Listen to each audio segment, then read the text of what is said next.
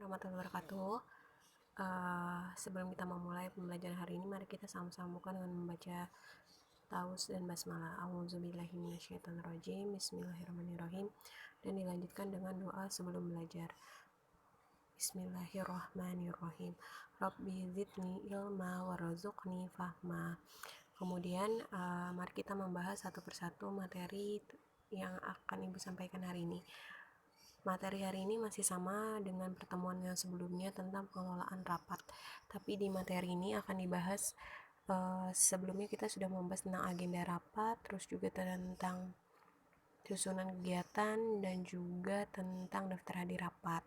Nah, untuk pembahasan kali ini agak sedikit diulang berkaitan dengan pengelolaan rapat, akan ditambah dengan cara pembuatan notula rapat dan juga membuat layout ruang rapat. Nah, untuk lebih jelasnya, yuk kita sama-sama membahas materi ini. Pengelolaan rapat atau biasa disebut dengan handling meeting, ini ada beberapa terbagi dari satu kata ya. Kalau rapat itu sendiri kan membahas tentang komunikasi, membahas tentang hubungan antara satu pihak dengan pihak lainnya di dalam satu agenda untuk membahas atau untuk memusyawarahkan atau mengambil suatu keputusan. Nah, dalam rapat itu sendiri ada yang disebut dengan komunikasi kelompok. Nah, apa itu komunikasi kelompok? Komunikasi kelompok itu adalah proses penyampaian informasi dari satu pihak ke pihak lain untuk maksud-maksud tertentu sesuai dengan kepentingan bersama. Biasanya berlangsung secara tatap muka. Nah, rapat ini bisa berlangsung dengan tatap muka ataupun rapat online atau biasanya menggunakan teleconference atau video conference. Tapi dalam komunikasi kelompok ini proses penyampaian informasi dari satu pihak ke pihak lainnya ini dia membahas satu masalah bersama atau satu kepentingan bersama untuk mengambil satu keputusan, tapi biasanya secara tatap muka. Lalu kita masuk ya ke apa itu jadinya pertemuan atau meeting atau rapat itu sendiri adalah bentuk komunikasi jamak yang terdiri dari sekelompok atau sejumlah orang yang berkumpul di suatu tempat tertentu dan pada waktu yang telah ditentukan untuk membahas, memecahkan, merundingkan suatu hal untuk kepentingan bersama. Jadi rapat atau pertemuan itu diselenggarakan atau diadakan pastinya dengan maksud tertentu, yaitu untuk membahas satu masalah yang perlu dipecahkan, yang perlu dirundingkan atau perlu dimusyawarahkan untuk kepentingan bersama.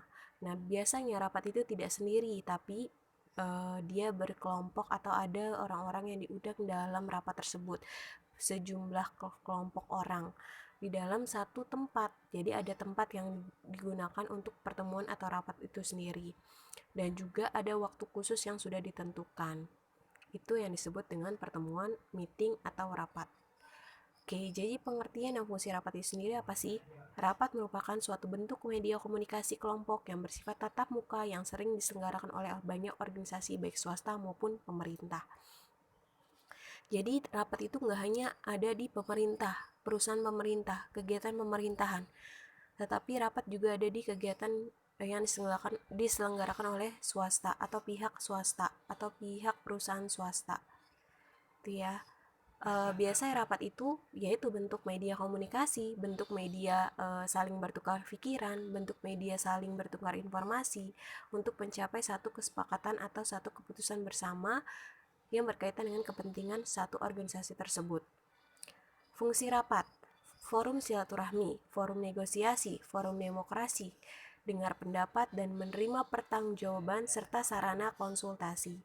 Jadi fungsi rapat ini sebagai forum silaturahmi, saling tadi ya bertukar informasi, negosiasi, saling bernegosiasi, saling mengutarakan pendapat masing-masing atau kepentingan masing-masing. Lalu sebagai forum demokrasi, yaitu kita mendengar pendapat dari orang lain, juga menerima pertanggungjawaban atas laporan mungkin ataupun permasalahan yang akan dibahas bersama di dalam rapat tersebut. Juga sebagai sarana konsultasi. Sarana konsultasi di sini karena tadi mendengar jawaban, mendengar pendapat dari orang lain, maka ada namanya feedback ya, konsultasi, tanggapan. Dan itu merupakan bagian dari fungsi rapat itu sendiri ya. Selanjutnya ada macam-macam rapat. Rapat itu banyak jenisnya ya. Rapat yang diadakan dengan ada berapat berdasarkan tujuannya nih, ada rapat penjelasan, rapat pemecahan, rapat perundingan. Kalau rapat yang berdasarkan sifatnya, berarti rapat itu rapat formal kah, informal kah, terbuka atau tertutup. Ada yang mungkin tidak perlu diketahui oleh orang banyak, maka dia biasanya rapat tertutup. Rapat terbuka biasanya boleh diketahui oleh orang banyak. Jangka waktu. Berdasarkan jangka waktunya, rapat itu dibagi atas rapat mingguan, bulanan, semesteran, berkala, insidentil. Kalau misalkan rapat mingguan maka biasanya dilakukan seminggu sekali, rapat bulanan sebulan sekali, rapat semesteran berarti 6 bulan sekali, rapat berkala biasanya sudah ditentukan sebelumnya, dan rapat insidentin itu hanya diadakan pada saat membahas satu kepentingan khusus ataupun waktu yang mendesak. Nah, itu disebut rapat insidentil. Saluran hubungan organisasi, rapat saluran hubungan organisasi itu ada dua ya, vertikal dan horizontal. Oke, vertikal itu antara atasan dengan bawahan, horizontal itu antara atasan dengan atasan, atau bawahan dengan bawahan, dan manajer dengan manajer. Seperti itu. Pelaksanaan, rapat berdasarkan pelaksanaannya ada rapat kerja terpimpin maupun rapat kerja terbuka. Oke, nanti kita bahas lebih lanjut ya terkait dengan jenis-jenis rapat. Macam-macam rapat tadi ada rapat formal maupun informal, itu dibagi berdasarkan sifat ya. Pertemuan yang diselenggarakan setelah peserta rapat mendapat pemberitahuan sebelumnya melalui undangan. Pada umumnya pemberitahuan disertai dengan agenda rapat. Ini disebut rapat formal. Jadi ada undangan khusus, ada surat khusus yang mengundang saudara A untuk menghadiri satu rapat tertentu, dan biasanya sudah disertai dengan agenda rapat. Apa saja pembahasannya dari jam berapa sampai jam berapa dan berakhir dari jam berapa sampai jam berapa, itu sudah tertera jelas agenda rapatnya. Itu yang disebut dengan rapat formal. Rapat informal. Rapat informal merupakan pertemuan yang diselenggarakan setelah peserta rapat mendapatkan panggilan atau pemberitahuan secara langsung. Rapat ini diadakan untuk mendiskusikan satu hal yang terjadi secara mendadak. Jadi seperti rapat insidentil tadi ya, rapat informal biasanya hanya diselenggarakan pada saat membahas satu acara atau agenda rapat yang mendesak saja atau mendadak. Rapat ini tidak mempunyai agenda dan tidak memerlukan catatan tentang apa yang telah dibicarakan. Biasanya nggak perlu notulensi dan tidak perlu ada agenda khusus misalkan dari jam berapa sampai jam berapa. Ini disebut dengan rapat informal. Jadi diselenggarakan karena hanya untuk membahas satu hal yang mendesak saja atau biasanya mendadak. Oke, selanjutnya rapat berdasarkan tujuan. Ada rapat tadi ya, rapat penjelasan, rapat pemecahan masalah, dan rapat perundingan.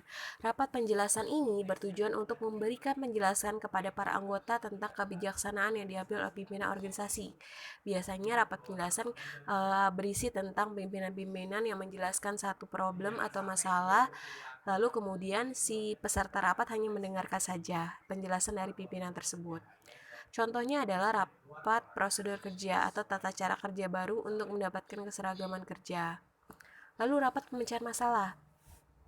Rapat pemecahan masalah ini bertujuan untuk mencari pemecahan tentang suatu masalah yang sedang dihadapi. Tadi ya, jika misalkan satu perusahaan tersebut sedang menghadapi masalah tertentu, maka harus diadakan rapat jajak pendapat atau dalam memecahkan masalah tersebut, maka diadakanlah rapat pemecahan masalah. Masalah yang dikatakan sebagai problem solving apabila masalah itu pemecahannya berhubungan dengan masalah-masalah yang saling terkait. Oke, selanjutnya rapat perundingan. Rapat yang bertujuan menghindari timbulnya suatu perselisihan, mencari jalan tengah agar tidak ada saling merugikan kedua belah pihak. Ini disebut rapat perundingan. Contoh, ada pembahasan khusus di antara dua masalah atau dua kesepakatan atau dua keputusan dan dipilih satu keputusan bersama agar tidak terjadi perselisihan. Nah, ini disebut rapat perundingan. Next, rapat berdasarkan sifatnya, rapat formal, informal, terbuka, maupun rapat tertutup. Tadi ya, formal informal tadi kita sudah bahas sebelumnya. Rapat terbuka di sini rapat yang dapat dihadiri oleh setiap anggota. Materi yang dibahas pun bukan masalah yang bersifat rahasia. Jadi, karena ini rapat terbuka, maka tidak ada pembahasan rahasia di situ dan setiap orang pun boleh mengetahui isi rapat tersebut. Lalu rapat tertutup. Rapat tertutup yaitu rapat yang hanya dihadiri oleh peserta tertentu dan biasanya yang dibahas menyangkut masalah-masalah yang masih bersifat rahasia. Contoh pembahasan misalkan kinerja dari pegawai A dengan kepala SDM dan juga direksi atau direktur. Nah, itu tidak perlu diketahui oleh orang lain, hanya orang-orang yang berkaitan saja misalkan. Nah, itu disebut dengan rapat tertutup. Rapat berdasarkan jangka waktunya terbagi jadi 4, rapat mingguan, bulanan, semesteran, dan rapat tahunan.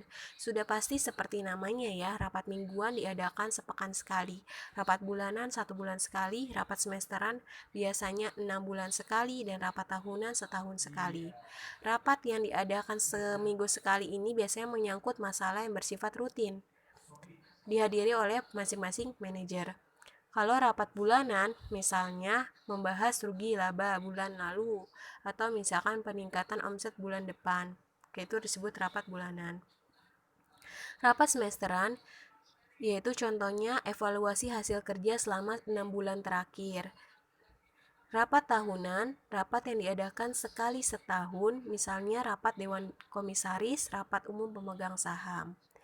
Next, rapat berdasarkan frekuensinya, rapat rutin, rapat insidental. Rapat rutin itu ya tadi sudah dibahas sebelumnya, rapat yang biasanya diadakan secara rutin, mingguan kah, bulanan, semesteran maupun tahunan.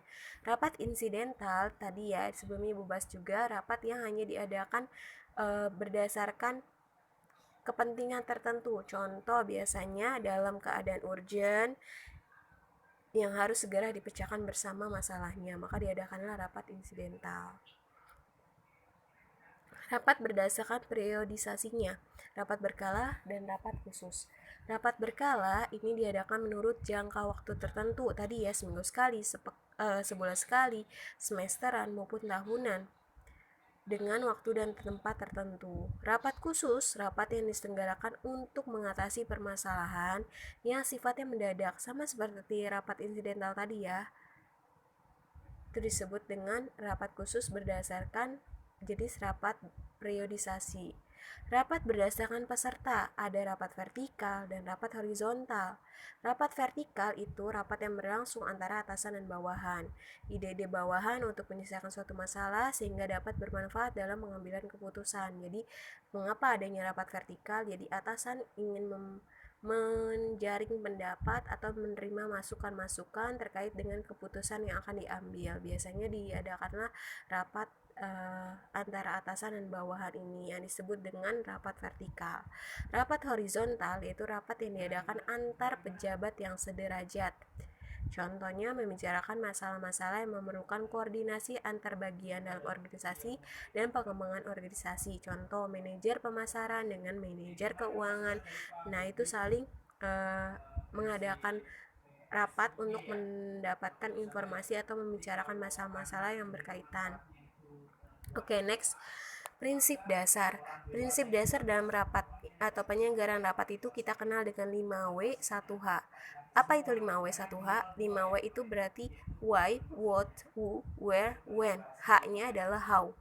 Mengapa rapat ini perlu diselenggarakan? Apa masalah yang akan dibicarakan? Siapa yang akan diundang? Di mana sebaiknya rapat diselenggarakan? Kapan sebaiknya rapat itu diselenggarakan? Dan bagaimanakah rapat akan diselenggarakan? Apakah rapat akan diselenggarakan secara berkala atau cukup sekali? Rapat itu bersifat terbuka atau tertutup? Adakah bahan rapat yang akan dibagi terlebih dahulu atau tidak? Atau memerlukan overhead, proyektor, LCD, dan sebagainya? Yaitu yang akan menjadi prinsip dasar penyelenggaraan suatu rapat. Syarat-syarat rapat. Syarat rapat itu ada 2, persiapan dan pelaksanaan.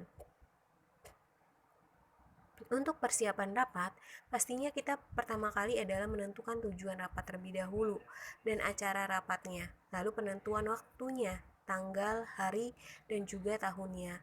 Lalu kemudian tempatnya di mana, apakah harus tertutupkah ataukah harus terbuka. Akomodasi, perlukah transportasi yang digunakan oleh peserta rapat menuju ke tempat rapat tersebut. Konsumsinya misalkan apakah sampai seharian, jadi perlu makan siang kah, atau snack dan lain sebagainya.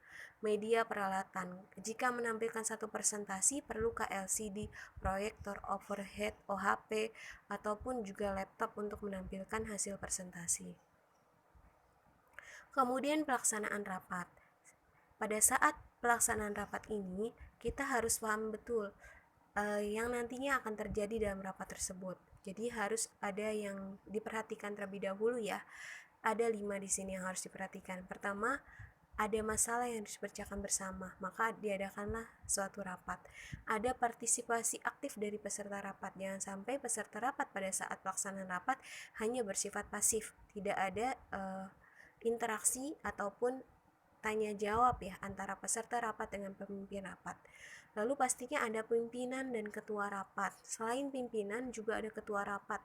Ketua rapat di sini yang akan mengelola jalannya rapat dari sebelum rapat itu diadakan sampai pelaksanaan rapat. Lalu ada notulis. Notulis itu adalah orang yang mencatat jalannya informasi rapat tersebut. Dan juga pastinya ada media tulisnya, yaitu bisa berupa laptop, bisa berupa buku catatan ataupun notula tadi. Oke, kita bahas satu-satu. Ada masalah yang harus dipecahkan bersama. Jadi di sini jika ingin diadakan satu rapat dalam suatu pelaksanaan rapat, maka pastinya ada masalah yang akan dibahas. Nah, setelah itu pastinya rapat tersebut bertujuan untuk memecahkan masalah itu. Lalu dirumuskanlah masalah apa saja yang menjadi masalah dan yang akan dibahas dalam rapat. Kemudian baru dibuat perumusan solusi dari masalah tersebut. Yang kedua, ada partisipasi aktif dari peserta rapat. Jadi kita kenal peserta rapat itu adalah orang-orang yang diundang ya dalam diskusi rapat tersebut, yang gunanya adalah untuk memberikan sumbangan pemikiran, mendiskusikan permasalahan, ataupun aktif terlibat dalam pemecahan masalah. Ada beberapa sifat karakter dari peserta rapat yang harus kita pahami. Jika kalian nanti sebagai pimpinan rapat maupun sebagai notula rapat, notulis, sekretaris, maka kalian juga pada saat di dalam rapat itu sendiri harus paham ada tipe-tipe karakter dari peserta rapat. Pertama, tipe pemersatu, tipe perantara, tipe pendengar, tipe pemberi semangat, tipe inisiatif, tipe pemberi informasi, ataupun tipe penyerang. Tipe pemersatu di sini biasanya ada orang-orang atau peserta rapat yang pemikirannya atau karakternya adalah dia ingin mempersatukan antara pendapat A, pendapat B, pendapat C, dan sebagainya. Lalu tipe perantara, dia sebagai orang yang memberikan perantara ataupun sebagai fasilitator antara si pendapat saudara A dengan saudara B. Tipe pendengar di sini dia tidak banyak berbicara, dia hanya mendengarkan jalannya rapat atau mendengarkan hasil penjelasan rapat. Tipe pemberi semangat, maka si peserta rapat ini biasanya dia yang paling aktif dalam memberikan atau mensupport, memotivasi, memberikan semangat kepada para peserta rapat lainnya yang memberikan pendapatnya. Lalu tipe inisiatif di sini si peserta rapat biasanya akan mengajukan beberapa pertanyaan kritis yang akhirnya bisa menjadi solusi dalam pemecahan masalah di dalam rapat tersebut. Lalu tipe pemberi informasi, si peserta rapat ini tidak memberikan tanggapan atau jawaban, tapi dia biasanya hanya memberikan penjelasan atau informasi. Dan tipe penyerang adalah orang-orang yang tidak mau kalah dalam rapat tersebut. Biasanya dia selalu menyerang pendapat-pendapat yang diutarakan oleh peserta rapat lainnya di dalam satu rapat itu. Next ya, yang ketiga adanya pimpinan atau ketua rapat. Nah, ini harus jelas siapa pemimpin rapat tersebut, siapa ketua rapatnya. Ketua rapat di sini adalah orang yang bertanggung jawab dalam jalannya rapat dari sebelum rapat dipersiapkan sampai rapat dilaksanakan. Kalau pimpinan di sini hanya sebagai orang yang mempunyai tugas untuk membangkitkan keberanian peserta yang tadinya nggak berani peserta dalam mengutarakan pendapatnya, maka pimpinanlah yang akan memotivasi peserta rapat untuk berani mengeluarkan pendapatnya. Selanjutnya ada notulis. Notulis di sini orang yang ditunjuk oleh ketua rapat untuk mencatat jalannya hasil rapat. Hasil rapat ini disebut dengan notulen. Orang yang mencatatnya notulis, hasil rapatnya disebut notulen atau notulensi. Notulen itu berisi tanggal tempat rapat dilaksanakan, nama peserta yang hadir siapa saja, nama pejabat yang memimpin rapat, waktu dimulainya rapat dan sampai berakhirnya kapan, itu ada di dalam notula rapat atau notulensi. Syarat notulensi adalah satu, benar objektif, jadi tidak dibuat-buat ya, jelas, tidak ambigu dan dapat dimengerti bagi membaca, jadi dengan kata-kata yang bisa dipahami oleh semua peserta rapat, dibuat secara ringkas, tidak bertele-tele karena ini merupakan hasil ringkasan saja. Lalu yang keempat, sebelum rapat ditutup, notulen dibacakan, jadi setelah selesai semua agenda rapat, sebelum rapat ditutup, maka si sekretaris atau si notulis membacakan hasil notulennya agar peserta rapat dapat memberikan masukan guna penyempurnaan notulen tersebut. Dan yang terakhir ada media rapat. Sudah pasti ada media rapatnya. Contohnya apa saja yang perlu disiapkan? Ada ruangannya, ada meja, ada kursi, papan tulis, ada whiteboard jika diperlukan. Dan pastinya lampu penerangannya cukup. Flip chart di sini bisa jadi misalkan ada masukan-masukan dari para peserta rapat, maka bisa menggunakan flip chart. Ada sound system, yaitu pengeras suara yang mungkin peserta rapatnya sampai ratusan, maka diperlukan sound system agar terdengar jelas oleh semuanya. Ada alat tulis dan juga ada OHP, komputer dan lain-lain yang alat-alat yang diperlukan dalam rapat. Kemudian kita lihat di sini ada tata ruang rapat. Tata ruang rapat bisa tata ruang rapat secara gaya workshop, gaya kelas, ataupun letter U, dan gaya konferensi dan sebagainya. Itu tergantung dari jumlah peserta rapat dan juga pastinya jenis rapat dan ruang rapat yang mencukupi dari peserta rapat itu sendiri. Kemudian kita bahas ya terkait dengan undangan rapat. Undangan rapat ini sebaiknya diedarkan tidak terlalu jauh dari waktu rapat akan berlangsung. Contoh, pada saat rapat berlangsung di hari H-2, undangan rapat sudah disebarkan. Jangan sampai undangan rapat disebarkan pada saat hari H pelaksanaan. Undangan rapat harus memuat apa saja, ada hari, tanggal, tempat rapat, dan acara rapat. Bila diperlukan, ada daftar acara yang ikut dilampirkan. Kemudian kita bahas terkait dengan akomodasi. Akomodasi di sini misalkan tempat penginapan dan konsumsi. Jika tempat rapat itu harus dijangkau dengan menggunakan transportasi kah, maka jika sampai 2 hari atau 3 hari, maka diperlukan penginapan, diperlukan alat transportasinya, dan pastinya juga konsumsinya. Tempat menginap tergantung pada tempat di mana rapat diadakan, bisa di asrama atau hotel. Bila di asrama artinya tidak ada perbedaan fasilitas bagi peserta. Bila di hotel biasanya ada perbedaan fasilitas tergantung kedudukan jabatan dalam instansi. Contoh biasanya direktur, komisaris, dewan direksi biasanya menempati fasilitas yang lebih baik ya, atau lebih berbeda dibandingkan dengan misalkan hanya sebagai manajer, hanya sebagai staff dan sebagainya. Agenda rapat. Acara disusun sesuai dengan pokok permasalahan. Urutan acara rapat terdiri dari pembukaan, pengarahan dari pemimpin rapat, pelaksanaan rapat, pembawa acara membacakan hasil rapat, dan penutup. Itu merupakan agenda rapat. Jadi agenda rapat itu berbeda dengan susunan acara kegiatan rapat ya. Agenda rapat hanya membahas terkait dengan pokok-pokoknya saja, pendahuluan, isi, dan penutup rapat. Tapi kalau susunan acara kegiatan rapat itu didetilkan lagi, dibahas lebih detail lagi dari jam berapa sampai jam berapa, agendanya apa. Contoh susunan acara rapat di sini ada contohnya, bisa dilihat ya di slide. Judul rapat, pemimpin rapatnya siapa, judul rapatnya membahas tentang apa, acaranya tadi ya, agenda rapat itu disebut dengan acara. Di sini ada pembukaan, laporan, dan sebagainya. Nah, kalau kalian lihat di bawahnya, susunan acara rapat tahunan PT Indokarya ini contohnya, itu ada waktu, acara, penyaji, dan penanggung jawab. Ini merupakan susunan acara kegiatan rapat. Berbeda ya dengan agenda rapat tadi. Susunan acara rapat ini lebih spesifik dan lebih detail dari jamnya, acaranya, bahkan penanggung jawabnya pun disebutkan PJ-PJ-nya. Next, teknik membuka dan menutup rapat. Kalimat membuka harus menarik. Kalimat pembuka berisi kalimat yang membangkitkan motivasi para pendengar secara cermat. Kalimat pembuka berisi uraian secara umum tentang materi topik yang dibahas. Berikan penegasan atau penekanan pada tujuan dari pembicaraan. Gunakan kalimat yang singkat, jelas, tapi menarik perhatian para pendengar. Pada awal pembicaraan dapat dipakai beberapa teknik, yaitu penggunaan data, anekdot, membuat pertanyaan, mengungkapkan sesuatu yang unik dan istimewa, menggunakan peribahasa, kata bijak, dan kutipan dari kitab suci. Ini memulai dari awalan pembicaraan.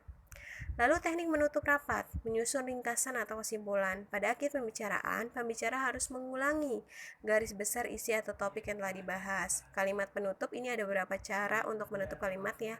Pembicaraan contoh, mengulangi inti pembicaraan dengan penjelasan yang singkat, berisi anjuran kepada pendengar, berisi pujian sanjungan kepada pendengar, usahakan agar pendengar merasa senang, tersenyum, dan bahkan tertawa. Penutup dapat diakhiri dengan peribahasa, syair, kutipan dari kitab suci atau kata bijak. Jadi penutup pun juga bisa digunakan tidak secara formal ya, bisa juga informal. Teknik menyusun notula dan resume rapat. Tadi ya kita sudah bahas terkait dengan notula itu sendiri, berarti adalah catatan singkat mengenai jalannya rapat serta hal yang dibicarakan dan diputuskan.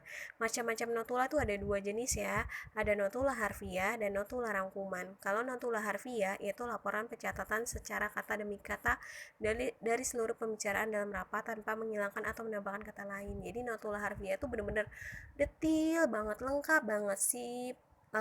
Peserta rapat A yang memberikan pendapatnya harus benar-benar sesuai dengan apa yang dia ucapkan. Contoh dia ngomong apa dari awal sampai akhir itu ditulis jelas di notula harfiah. Tapi kalau notula rangkuman yaitu laporan ringkas tentang pembicaraan dalam rapat. Notula rangkuman itu tidak sampai sedetil itu, hanya membahas secara ringkas saja. Nah, fungsi notula itu sebagai apa sih? Sebagai dokumen alat bukti. Jika suatu saat diperlukan, contoh pada saat pengambilan keputusan, buktinya apa? Oh, sudah ada hasil rapatnya di dalam notula rapat. Nah, itu jadi dokumen atau alat bukti. Sumber informasi untuk peserta yang tidak hadir. Jika ada peserta yang tidak hadir, dia ingin mengetahui hasil rapat, maka ada namanya notula rapat tadi ya. Lalu sebagai pedoman untuk rapat berikutnya, jika rapat itu berjalan secara rutin tadi ya, berkala seminggu sekali atau sebulan sekali, maka ini bisa jadi bahan untuk pembahasan rapat bulan depan atau rapat berikutnya. Alat pengingat untuk peserta rapat. Jika si peserta rapat lupa hasil keputusan rapatnya, maka notula bisa dijadikan alat pengingat untuk peserta rapat. Sebagai dokumen pastinya dan sebagai alat untuk rapat semua. Isi notulen tadi sudah kita bahas ya, ada judul notulanya, hari, tanggal, tempat, waktu, juga sifat rapat yang misalkan rutin ataupun insidentil atau tahunan, berkala dan sebagainya, pemimpin dan notulis rapat yang siapa yang ditunjuk, nama peserta baik peserta yang hadir maupun yang tidak hadir pun juga ada dalam notula rapat, penyempurnaan rapat sebelumnya dan pengesahan dari pemimpin rapat, susunan acaranya, ringkasan jalannya rapat, hasil rapat, hal-hal lain yang ikut dibicarakan dalam rapat, catatan khusus, dan juga nama dan tanda tangan pemimpin dan notulis rapat itu ada dalam notula rapat untuk dijadikan bahan pertanggungjawaban. Contoh penyusunan notula silakan dilihat di sini contohnya. Sama seperti di atas ya, poin-poinnya sudah ada semua. Dan yang terakhir pasti ada tanda tangan ketua dan sekretaris sebagai bahan pertanggungjawaban. Oke. Kita sampai kepada akhir materi. Tadi sudah dijelaskan secara detail ya, apa itu rapat dan sampai bagaimana rapat itu terselenggara atau pelaksanaan rapat itu terselenggara. Nah, rapat itu akan selesai atau sukses terselenggara jika sudah ada hasil keputusannya, jika sudah ada hasil rapatnya. Yang dibuktikan dalam apa? Yang dibuktikan dalam notula rapat tadi. Nah, itu yang akhirnya menjadi keberhasilan dalam suatu rapat, gitu ya. Jika masih ada pertanyaan, any question, silakan kalian bisa tulis di kolom komentar. Nanti insya Allah akan Ibu jawab beberapa pertanyaan mungkin yang jadi pembahasan kita nantinya. Oke, itu aja yang bisa Ibu sampaikan dalam materi hari ini terkait dengan pengelolaan rapat, pembahasan lanjutan dari pengelolaan rapat yang sebelumnya ya, yang pertama, dan ini membahas terkait dengan notula rapat dan layout ruang rapat ya. Tugasnya sudah Ibu share, semoga bisa dikerjakan, dan jika ada pertanyaan silahkan langsung chat di kolom komentar atau bisa langsung menghubungi Bu Ririn. Terima kasih. Wassalamualaikum warahmatullahi wabarakatuh.